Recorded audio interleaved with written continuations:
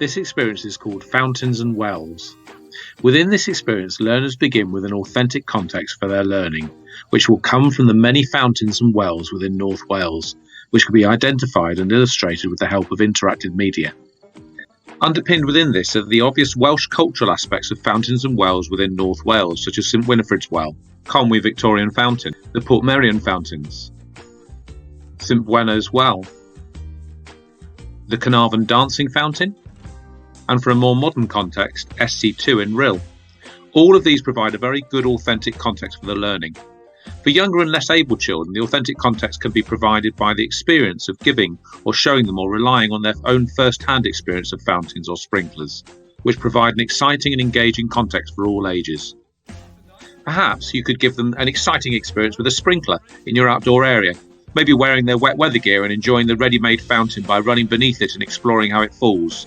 The excitement created by this could be harnessed to engage them to think about creating their own fountain. The promotion of problem solving works well within the context of creating their own fountain, employing creative thinking skills and deciding what their fountain will look like and what it will represent, and then honing their critical thinking skills in how they will position it, what resources they will use, and how it will work and getting it to work by adapting and changing their original plans or designs.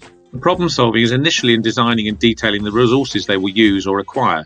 It moves into real time as they grapple with trying to make it work and achieve the results or effects they want. This is a really fun, hands-on experience with lots of trial and error.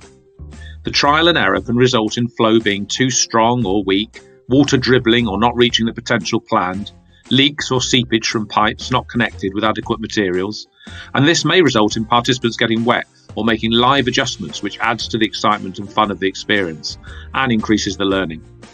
This experience has the potential to challenge all learners with sustained effort as they grapple with the problem of creating their own or their team's fountain. Learners set their own expectations through the design process, and they drive themselves onwards to achieve the success criteria they've established themselves of a working fountain to their own design. The drive for success is strong in this experience because learners will want to create a workable fountain. It offers opportunities for continuous effort to achieve this because they're never really wrong and always able to change, tinker, or adapt and try again. Additional challenges or enhancements to learning might be introduced, such as making the loudest or the highest fountain, ensuring that children have to look at flow and pressure, construction material, height or fall, all of which add a new dimension to the learning and opportunities for introducing new skills and cross-curricular learning. Encouragement, questioning, and the role of the adult as critical friend ensures the process of creating the fountain isn't just an activity. The blend of approaches employed may include some direct teaching around the authentic context of the fountains of North Wales, but during the process of design and implementation will be more organic and collaborative.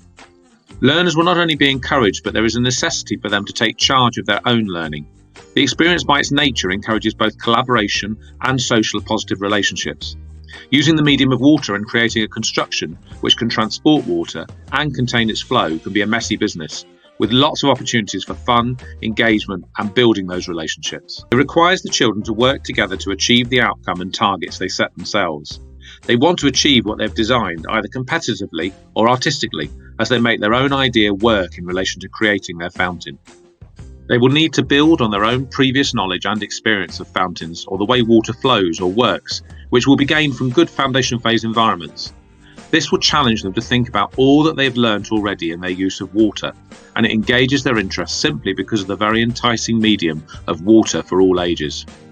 Water as a messy, flexible and challenging medium will require them to reflect quickly on what might happen, why it happened and what they can do to change the outcome, employing important assessment for learning strategies to accelerate their progress towards their own target of making their fountain work.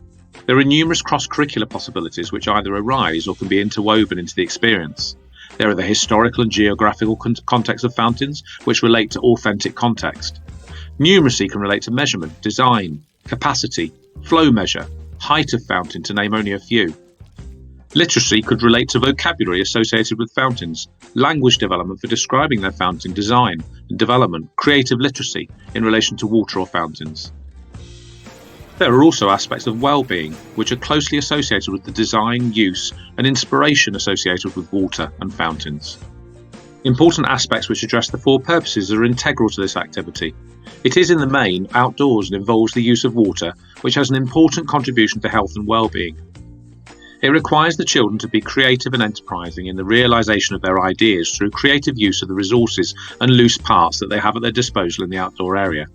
They need to be capable in the use of these materials and in their application to the medium of water, which requires skill already acquired through previous experience. The use of water can raise really important questions and inquiries in relation to its abundance in Wales and the ethical use of such an important resource.